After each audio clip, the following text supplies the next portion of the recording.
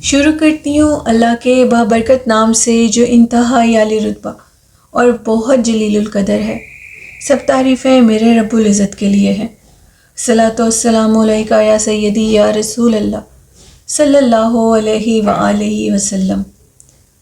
اور scary Urdu tells کے سبھی معزز ناظرین کو میں اپنے چینل میں ویلکم کرتی ہوں۔ آج جمعہ ہے تو میری طرف سے سب لسنرز کو جمعہ مبارک ہو، اور آج کے دن درود شریف لازمی پڑھیے گا، بہت قبول ہوتا ہے۔ ویسے تو روز پڑھنا چاہیے، لیکن جمعرات کی رات اور جمعے کے دن مقبولیت بہت زیادہ ہوتی ہے۔ بڑھتے ہیں خوفناک کہانیوں کی طرف۔ تو شروع کرتے ہیں آج کی خوفناک کہانی لسنرز۔ آج کی خوفناک کہانی میرے جس لسنر نے شیئر کی ہے وہ اپنا نیم آن ایئر نہیں کرنا چاہتے، لیکن ایک حقیقت پہ مبنی ایک خوفناک کہانی انہوں نے شیئر کی۔ وہ کہتے ہیں کہ میں اس سٹوری میں آپ کے لسنرز کو بہت سی نصیحت بھی کروں گا۔ یہ میری زندگی اور میری فیملی کی زندگی میں واقعہ پیش آیا۔ وہ سرگودا کے رہنے والے ہیں، اور وہ کہتے ہیں کہ نام اس لیے آن ایئر نہیں کرنا چاہتا کہ کچھ پرائیویسی ہوتی ہے۔ انہوں نے بتایا کہ 2009 میں میری چھوٹی سسٹر وہ کہتے ہیں کہ ایک لے کر آئی تھی ٹیڈی بیئر ٹائپ، ایک کھلونا لے کر آئی تھی۔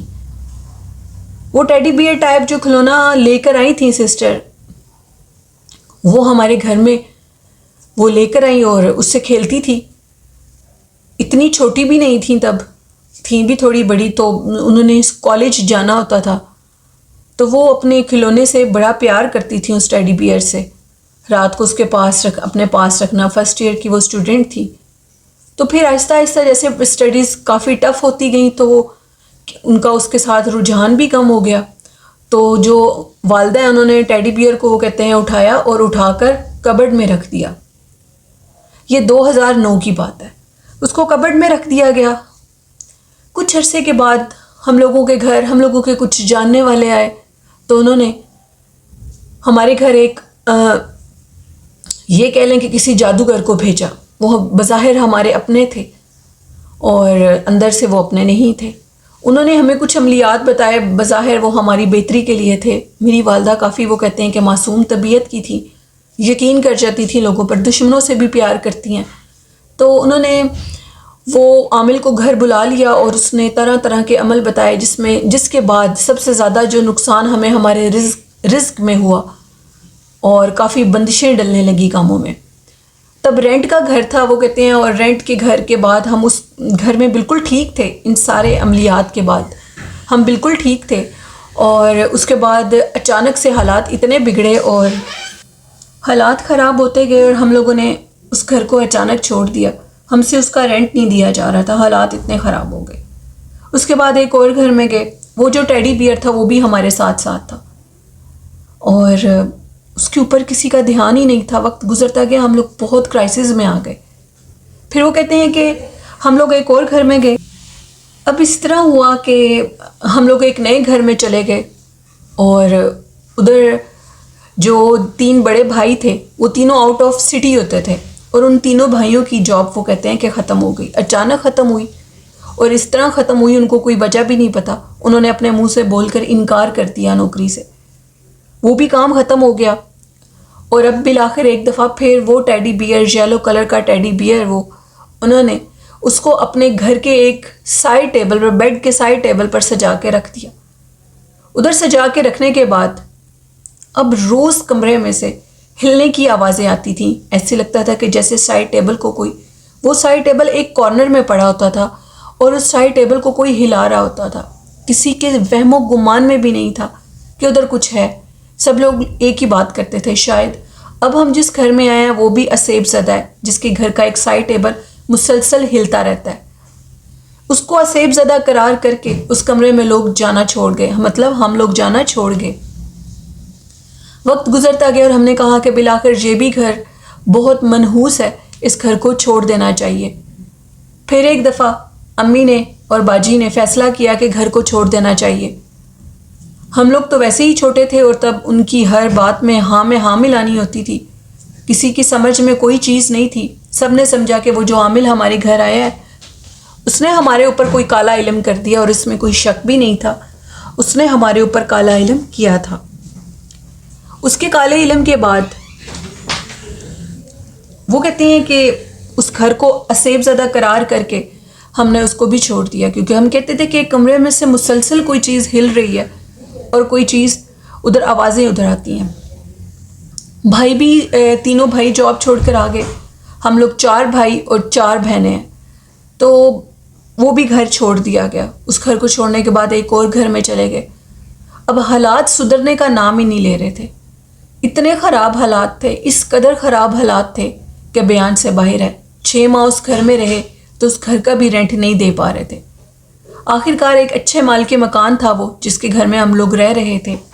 اس نے کہا کہ آپ لوگ بہت مجبور ہیں، اور وہ ایک ذمہ دار گھرانے سے تعلق رکھتا تھا۔ اس نے اپنا بڑا گھر ان کو رینٹ پہ دے دیا اور یہ کہا کہ تم لوگ ادھر رہ سکتے ہو اور میرے گھر کی دیکھ بھال کرنا اور صفائیاں کرنا۔ حالات اس قدر خراب ہو چکے تھے کہ ہم لوگوں کی گھروں کی صفائیاں کرنے پہ مجبور ہو گئے تھے۔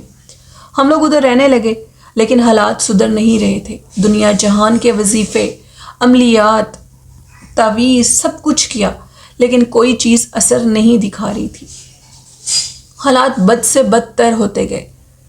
اس زمیندار کے گھر میں بھی 2-3 سال رہے اور ادھر بھی ہم لوگوں کا کچھ نہ بن سکا، اور ہم لوگ کام کر کر کے جب تنگ آ گئے تو اس گھر کو بھی چھوڑ کر چلے گئے۔ وقت گزرتا جا رہا تھا، حالات میں ذرا بھی سدھار نہیں تھا۔ شادیوں میں بندش اور رکاوٹ تھی، ہر چیز ختم ہو چکی تھی۔ پھر وہاں سے نکلے اور ایک اور گھر کی طرف چلے گئے۔ اس گھر میں آ کر کچھ حالات بہتر ہوئے، کچھ بہتر ہوئے۔ شروعاتی دن تو بہت مشکل میں گزارے اور بالآخر یہ کہنے پہ مجبور ہو گئے کہ اس گھر میں بھی اسیب ہے۔ اسیب ہم لوگوں کی جان نہیں چھوڑتا تھا۔ بالآخر وہ یلو ٹیڈی بیئر اب دوبارہ ہم لوگوں کے کمرے کی ایک الماری میں رکھ دیا گیا، ایک ڈیکوریشن بنا کر، اور وہ ہمارے ساتھ ساتھ چلتا جا رہا تھا۔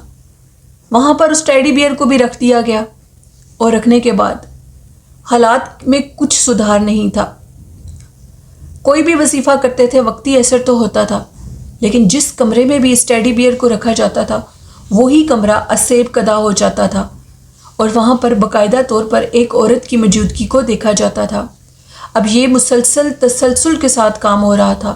جس گھر میں بھی جاتے تھے اس گھر میں تسلسل کے ساتھ ہم لوگ ایک ہی بات کرتے تھے کہ ادھر اسیب ہے، اسیب بھی چڑیل کا ہے۔ ادھر سے بھی جس کارنر میں اس کو رکھا جاتا تھا وہاں پر بھی ایک عورت کی موجودگی کو دیکھا جاتا تھا، جو کہ بہت زیادہ تنگ کرتی تھی، نقصان کرتی تھی، تکلیف دیتی تھی۔ رہنا پڑتا تھا، ہم لوگ سب کچھ اگنور کر کے ادھر رہتے تھے، لیکن آخر میں آ کر ہم تنگ آ کر اس گھر کو چھوڑ دیتے تھے، اور اس گھر کے ساتھ بھی یہی بات ریپیٹ ہوئی اور ہم نے اس کو بھی چھوڑ دیا۔ اب ہمیں قسمت کسی اور جگہ پر لے کر جا رہی تھی۔ ہم لوگ ادھر چلے گئے اور اس گھر میں امی کو پتہ نہیں کیا بھوت سوار ہوا، انہوں نے اس ٹیڈی بیئر کو دوبارہ سے ٹھیک اسی طرح جہاں میرے بھائی جاب چھوڑ کر آئے تھے اس گھر کی طرح اس ٹیڈی بیئر کو دوبارہ بیڈ کی سائڈ ٹیبل پر سجا کے رکھ دیا اور کہا کہ یہ اب ادھر ہی پڑا رہے گا۔ رات میری چھوٹی بہن اس گھر میں پہلی دفعہ سوئی تو وہ خواب میں کیا دیکھتی ہے کہ اس گھر کے اندر ایک بچی جنات رہتی ہے جس کے ساتھ اس کے 2 بھائی بھی ہیں۔ وہ بچی میری چھوٹی بہن سے کہتی ہے کہ اٹھو میرے ساتھ کھیلو۔ میری بہن چھوٹی جو کہ 15 سے 16 سال اس کی ایج تھی، اس نے کہا کہ میں تمہارے ساتھ نہیں کھیلنا چاہتی، جس پر اس کے بڑے بھائی نے کہا چھوڑو یہ تمہارے ساتھ نہیں کھیلے گی، ہم تو تمہارے ساتھ کھیل رہے ہیں نا۔ اتنے میں میری بہن کیا دیکھتی ہے، وہ ایک خواب ایک حقیقت تھی۔ وہ ٹیڈی بیئر جو کہ سائڈ ٹیبل پہ پڑا تھا، وہ بچی اس کھلونے کو اٹھاتی ہے اور اس کے ساتھ کھیلنا شروع کر دیتی ہے اور مسکرانا شروع کر دیتی ہے۔ یہ بات صبح اٹھ کر میری بہن نے بتائی اور کہا کہ لو جی اس گھر میں بھی جنات ہیں اور اسیب ہیں۔ جنات اور اسیب تو یوں سمجھو ہمارے ساتھ چمٹ گئے تھے، مانا کہ ہر جگہ پر اسیب اور جنات ہوتے ہیں، لیکن وہ اتنا اپنا واضح کرتے ہیں، یہ ایک بہت حیران کن بات تھی۔ وہ چیز ہم نے رکھ دی، اور ایک دن اس طرح ہوا کہ امی کو پتہ نہیں کیا سوجی، ہم لوگوں کے گھر کچھ گیسٹ آئے تھے، وہ اس ٹیڈی بیئر کے ساتھ کھیل رہے تھے۔ امی کو بہت غصہ آتا تھا، جب بھی اس ٹیڈی بیئر کے ساتھ کوئی کھیلتا تھا تو امی کو غصہ آتا تھا۔ امی نے کیا کیا کہ امی نے نا ٹیڈی بیئر کو اٹھایا اور اٹھا کر اسٹور کی الماری میں رکھنے لگی. جیسے ہی انہوں نے اسٹور کی الماری کو کھولا تو الماری کا جو دروازہ تھا وہ اکھڑا اور اکھڑ کر امی کے اوپر گر گیا. امی کی بازو کو چوٹ تو نہیں آئی, اللہ نے ان کو بچا لیا کیونکہ وہ 24 گھنٹے درود شریف پڑھتی ہیں, اللہ کا نام لیتی ہیں. تو ٹیڈی بیئر انہوں نے الماری میں رکھ دیا. بھائی نے مالک مکان کو کال کی اور کہا کہ آپ نے بڑا ناقص کام کیا. انہوں نے کہا ایسے ہو تو نہیں سکتا, لیکن آج میرا نوکر آئے گا اور آپ کی الماری کو ٹھیک کر دے گا. ہم نے جا کر وہ کہتے ہیں کہ تب وہ نوکر آیا اور اس الماری کو ٹھیک کر گیا. لسنرز, کچھ جو سٹوری سینڈر ہیں ان کو میں یہ کہنا چاہتی ہوں کہ وہ کہتے ہیں کہ تھوڑی سی سٹوری آپ کبھی کم بتا دیتی ہیں تو کبھی آپ وہ چیز بتاتی نہیں ہیں, تو سٹوری کافی لانگ ہوتی ہے جس کی وجہ سے مجھے سنانے میں تھوڑی سی دقت پیش آتی ہے. وہ کہتے ہیں کہ اسی گھر کے اندر تبھی میری بہن کو دوبارہ رات سوئے خواب آئی کہ اپنی امی سے کہو کہ اس ٹیڈی بیئر کو اٹھا کر باہر رکھ دیں, یہ ہمارا کھلونا ہے اور ہم اپنے کھلونے سے بہت پیار کرتے ہیں. خیر, امی کو خواب سنائی اور انہوں نے کہا کہ ٹھیک ہے, اگر تم ایسے کہہ رہی ہو تو میں اس کو رکھ دیتی ہوں. انہوں نے اس کو رکھ دیا اسی سائڈ ٹیبل کے اوپر. رات میری بہن سوئی ہوتی تھی تو اس کی پیروں کی طرف مسلسل حرکت ہوتی تھی اور اس ٹیڈی بیئر کو باقاعدہ طور پر کوئی چیز اس ٹیبل کو ہلاتی تھی, ٹھیک اسی طرح جہاں میرے بھائی وہ جاب چھوڑ کر آئے تھے. وہ سائڈ ٹیبل مسلسل ہلتا رہتا تھا اور ادھر ہی وہ ٹیڈی بیئر پڑا ہوا تھا. ایک دن میری بہن سو رہی تھی کہ اچانک رات سوئے اس کی آنکھ کھلی تو وہ کیا دیکھتی ہے کہ ایک خوفناک عورت جس کے سر پہ بال گنج ہے اور 2-3 بال لٹک رہے ہیں اس کے سر سے نیچے کھوپڑی پہ, اور اس کا چہرہ بھی چلا ہوا ہے اور دانت سارے باہر ہیں. وہ اس ٹیڈی بیئر کے اوپر جھکی ہوئی ہے. اب بھی معاملہ سمجھ میں نہیں آیا. اس گھر کو بھی اسیب اور آفت کدا سمجھ کے چھوڑ دیا گیا. وہاں پر معاملات ٹوٹلی اور تھے. جب امی نے اس ٹیڈی بیئر کو اس الماری کے اندر رکھا تو ان کے اوپر جب وہ الماری کا دروازہ گرا, الماریاں کافی اونچی تھیں اس گھر کی, اس دن کے بعد والدہ کے کانوں میں سے خون بہنے لگا تھا. ڈاکٹر کے پاس لے جایا گیا, کوئی وجہ نہیں, کوئی بیماری نہیں, کوئی تکلیف نہیں, لیکن خون بہ رہا تھا مسلسل. اس گھر کو بھی آفت کدا سمجھ کے چھوڑ دیا گیا. اب ایک اور گھر میں چلے گئے اور جیسے ہی اس دوسرے گھر میں گئے تو اس ٹیڈی بیئر کو دوبارہ امی نے پھر سائڈ ٹیبل کے اوپر زینت بنا کے رکھ دیا. میرا بھانجا آیا اور میری چھوٹی بہن کمرے میں نماز پڑھ رہی تھی تو اچانک سے میرے بھانجے نے کہا کہ یہ جو سائڈ ٹیبل پہ آپ نے ٹیڈی بیئر رکھا ہے اس کو دیکھ کر مجھے محسوس ہوتا ہے کہ جیسے اس کے اندر جنات ہیں, میں تو باہر جا رہا ہوں. یہ بات ابھی بھی کسی کے ذہن میں نہیں تھی. حالات میں سدھار تھے لیکن جو بھائی اس کمرے میں سوتا تھا وہ مسلسل بیماری اور مصیبت کا شکار تھا, وہ ٹھیک نہیں ہو رہا تھا. اب کیا ہوا کہ ایک اللہ والے کے پاس گئے اور اس اللہ والے نے کچھ تعویذات دیے ہمیں. وہ تعویذات انہوں نے کہا کہ گھر میں 4 ٹائم تم لوگوں نے دھونی کی طرح اس کی دھونی دینی ہے ان تعویذات کی. اللہ نے چاہا تو کرم ہو جائے گا. تقریباً 1 سال گزر گیا تھا اور 1 سال کے بعد اس گھر کے اندر ہم نے یہ عملیات شروع کیے کیونکہ ہم لوگ تنگ آ چکے تھے, سارے گھر ہی اسیب زدہ تھے.